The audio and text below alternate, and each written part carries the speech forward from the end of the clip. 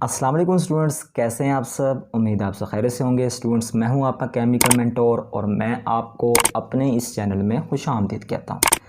Students, जैसा कि आप जानते हैं कि आज हम एफएससी फर्स्ट ईयर फिज़िक्स के चैप्टर नंबर 6 की एग्जाम्पल नंबर 6.3 को स्टडी करेंगे, जिसकी स्टेटमेंट कुछ इस तरीके से है कि water flows down hill through a close vertical funnel.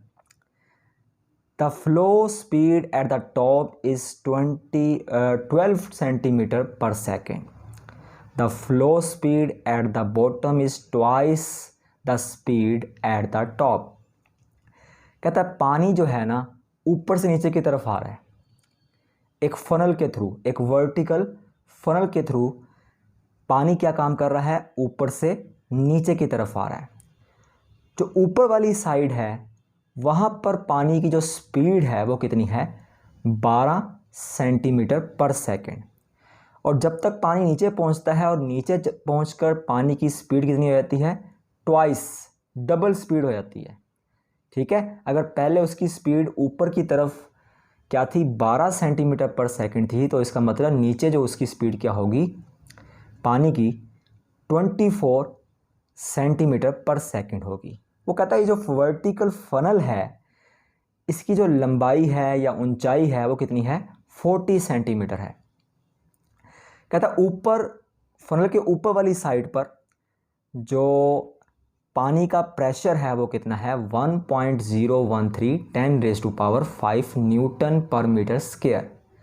कहता है आपने क्या मालूम करना है, आपने ये मालूम करना है कि पानी का फनल के नीचे वाली साइड पर प्रेशर कितना होगा। ठीक है, हमने क्या काम करना है, पानी का प्रेशर मालूम करना है फनल की निचली साइड पर। तो देखें, सबसे पहले हम इसमें डाटा लिख लेते हैं। तो डाटा लिखने के लिए क्या है, हमें दिया गया है flow speed at the top. पानी की टॉप पर, फनल के टॉप पर जो स्पीड है वो दी गई है, जिसको हम v1 से ज़ाहिर कर देंगे। वो कितनी है, 12 सेंटीमीटर पर सेकेंड। आपने हमेशा सेंटीमीटर को मीटर में लाजमी लेके जाना है। अगर मिलीमीटर भी दिया गया होगा तब भी आपने इसको मीटर में ज़रूर लेके जाना है। एसआई यूनिट में आपने इसको कन्वर्ट करना है। तो सेंटीमीटर को मीटर में लेके जाने के लिए क्या काम करते हैं, 100 पर डिवाइड कर देते हैं, चूँकि 1 मीटर में 100 सेंटीमीटर होते हैं। ठीक है, तो मैंने 12 को 100 पर डिवाइड कर दिया, मेरे पास क्या जवाब आया, 0.12 मीटर पर सेकेंड आ गया। इसी तरीके से उसने कहा था कि नीचे जो स्पीड है ना पानी की वो डबल है, तो मैंने क्या लिखा, v2 is equals to flow speed at the bottom is equals to 24 centimetre per second. चूँकि उसने क्या दिया कि फनल की निचली साइड पर पानी की स्पीड कितनी है, डबल है, तो इसी वजह से मैंने यहाँ लिख दिया 24 सेंटीमीटर पर सेकेंड। अब देखें, यहाँ पर भी सेंटीमीटर दिया गया है, इस सेंटीमीटर को भी आपने क्या काम करना है, मीटर में कन्वर्ट कर देना है। ठीक है, तो 1 मीटर में 100 सेंटीमीटर होते हैं, तो आपने क्या काम करना है, 24 को 100 पे डिवाइड कर देना है। आपके पास v2 की वैल्यू भी आ जाएगी, वो कितनी है, 0.24 मीटर पर सेकेंड। ठीक है, इस तरीके से आपको फनल की हाइट दी गई है, लेंथ दी गई है, वो कितनी है, वो है हमारे पास 40 सेंटीमीटर, जिसको हमने लिखा है h1 माइनस h2। ठीक है, चूँकि हमने फनल के 2 पॉइंट लिए हैं, एक ऊपर वाला पॉइंट, एक नीचे वाला पॉइंट, दोनों पॉइंट का दरमियानी फासला कितना है, 40 सेंटीमीटर है। इसको भी आपने मीटर में कन्वर्ट कर देना है। 40 को जब 100 पे डिवाइड करेंगे हमारे पास क्या जवाब आ जाएगा, 0.4 मीटर जवाब आ जाएगा। क्लियर हो गया। अब आपने क्या काम करना है, फनल के ऊपर वाली साइड पर पानी का जो प्रेशर था वो लिख लेना है। वो कितना था, 1.013 10⁵ न्यूटन पर मीटर स्क्वायर। ठीक है, आपको पानी की डेंसिटी मालूम होनी चाहिए हर न्यूमेरिकल में, ख़ास तौर पे 6 चैप्टर में जो है आपको पानी की डेंसिटी और एक्सेलरेशन ड्यू टू ग्रेविटी की वैल्यू मालूम होनी चाहिए, वो हमने यहाँ लिख ली। हमने क्या निकालना है, उस फनल की निचली साइड पर पानी का प्रेशर क्या था, वो हमने प्रेशर निकालना है। तो यहाँ पर आप बर्नौलीज़ थ्योरम की इक्वेशन को यूज़ करेंगे, जो कि क्या है, P1 रो जी H1 प्लस 1/2 रो V1 स्क्वायर। इस तरीके से आपने इक्वल का साइन डालना है, फिर आपने क्या लिखना है, P2 प्लस रो जी H2 प्लस 1/2 रो V2 स्क्वायर। ठीक है, लेफ़्ट हैंड साइड और राइट हैंड साइड में कुछ ज़्यादा फ़र्क नहीं है, ठीक है। सिर्फ H1 और H2 का फ़र्क है और V1 और V2 का फ़र्क है, और किसका फ़र्क है, P1 और P2 का फ़र्क है, ठीक है। रो और जी यहाँ पर कांस्टेंट हैं, वो तब्दील नहीं हो रहे। तो आपने यहाँ से P2 की इक्वेशन बना लेनी है।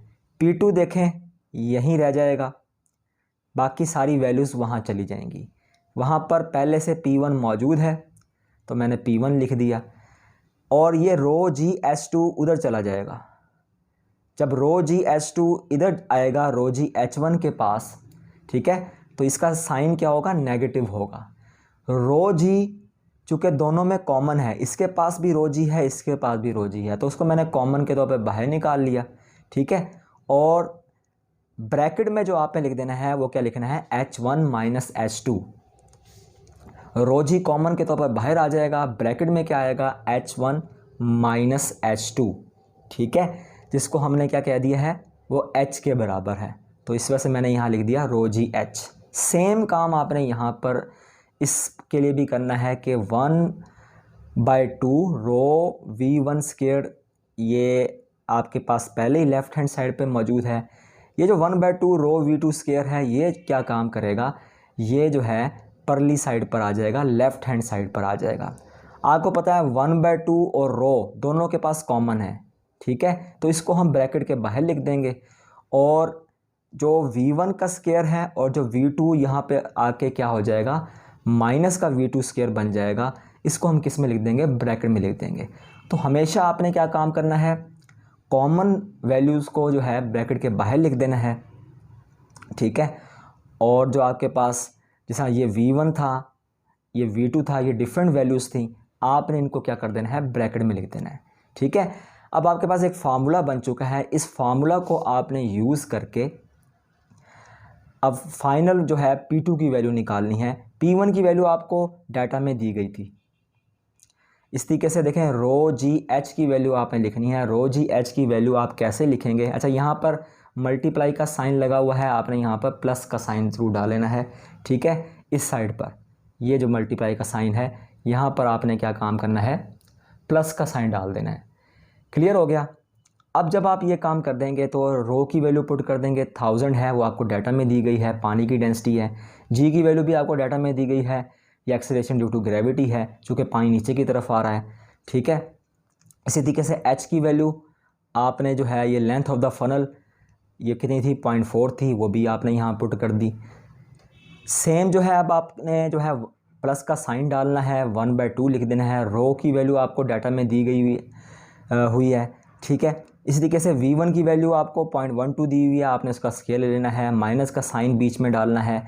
V2 की वैल्यू भी आपको डाटा में दे दी गई है, वो वैल्यू भी आपने यहाँ पर पुट कर देनी है। क्लियर हो गया। आपने P1 की वैल्यू पुट कर दी, आपने रो जी H की वैल्यू पुट कर दी, आपने 1/2 रो V1 square minus V2 square की वैल्यू पुट कर दी। तो पहला जवाब तो मैंने वैसे का वैसे ही लिख दिया, ठीक है। मैंने कहा था यहाँ पर आपने क्रॉस का साइन ही डालना, प्लस का साइन डालना है, तो मैंने प्लस डाल दिया। इन तीनों वैल्यूज़ को मल्टीप्लाई करेंगे, आपके पास ये जवाब आएगा 3920। सेम जो है 1000 को आप 2 पे डिवाइड करेंगे, 500 हो जाएगा। आप इसका स्केयर ले लेंगे और 0.24 का स्केयर ले लेंगे, आपके पास ये जवाब आएगा, ठीक है। अब आपने क्या काम करना है, कैलकुलेटर पर 1.013 लिखना है, EXP का बटन दबाना है, साथ ही 5 लिख देना है, ठीक है। उसमें आपने जब इक्वल का साइन दबाकर आपने जो है उसके अंदर क्या ऐड कर देना है, 3920 की वैल्यू जो है आपने इसके अंदर पुट कर देनी है, ऐड कर देनी है, ठीक है। फिर जो इस हिस्से का जवाब आएगा वो कितना जवाब आएगा, जब आप 0.0144 माइनस 0.0576 को माइनस करेंगे, 500 से मल्टीप्लाई करेंगे, तो आपके पास जवाब आएगा 28.78, ठीक है। और ये माइनस में जवाब आएगा, ये बात आपने याद रखनी है, ठीक है। माइनस में ये जवाब आया, और जो बड़ी वैल्यू है आपके पास ये लिखी हुई है 105200, उसमें से आपने -28.78 को क्या कर देना है, माइनस कर देना है। तो आपके पास क्या जवाब आएगा, 105171.22, ठीक है। आपने इसको साइंटिफिक नोटेशन में लिख देना है, आपके पास क्या जवाब आएगा 1.05 10⁵ इसका मतलब आप 5 डेसिमल पॉइंट पीछे की तरफ आए हो। और प्रेशर का यूनिट क्या होता है, न्यूटन पर मीटर स्क्वायर होता है। इसका मतलब पानी का फनल के नीचे वाली साइड पर जो प्रेशर था वो कितना था, 1.05 10⁵ प्रेशर था। ठीक है, तो प्रेशर का यूनिट क्या होता है, न्यूटन पर मीटर स्क्वायर इसका यूनिट होता है। अब देखें बज़ाहिर यहाँ तक आपका जवाब आ चुका है, लेकिन वो स्टूडेंट्स जो ये पता करना चाहते हैं कि आया किस तरीके से प्रेशर का यूनिट न्यूटन पर मीटर स्क्वायर आया, तो उनको मैं जवाब देने लगा हूँ। देखिए प्रेशर का यहाँ पर तो यूनिट क्या होता है, न्यूटन पर मीटर स्क्वायर ही होता है, क्लियर हो गया आपको। लेकिन देखें रो जी एच का यूनिट भी क्या होता है, न्यूटन पर मीटर स्क्वायर होता है। वो कैसे होता है, रो की वैल्यू क्या होती है, केजी पर मीटर क्यूब होती है, जी की वैल्यू क्या होती है, मीटर पर सेकंड स्क्वायर होती है, एच की का जो यूनिट होता है वो क्या होता है, मीटर होता है। ठीक है, अब आपने क्या काम करना है, यहाँ पर 1 मीटर इस मीटर क्यूब से काट देना है, यहाँ पर सिर्फ मीटर स्क्वायर बचेगा। ठीक है, पीछे आपके पास यहाँ पर ऊपर 1 केजी 1 मीटर और सेकंड स्क्वायर बचेगा। इस मीटर स्क्वायर को आपने बटे में ले जाना है।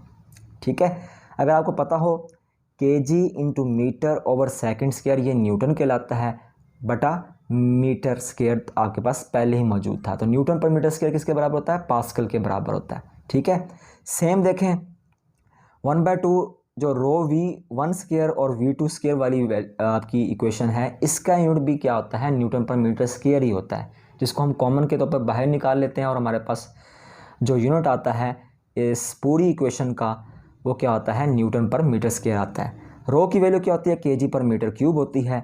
ठीक है, और वेलोसिटी का चूँकि स्क्वायर है तो आपने क्या लिख देना है, मीटर स्क्वायर पर सेकंड स्क्वायर। तो इसके बाद ये स्टेप आता है। ठीक है, मीटर स्क्वायर को आपने खोल देना है।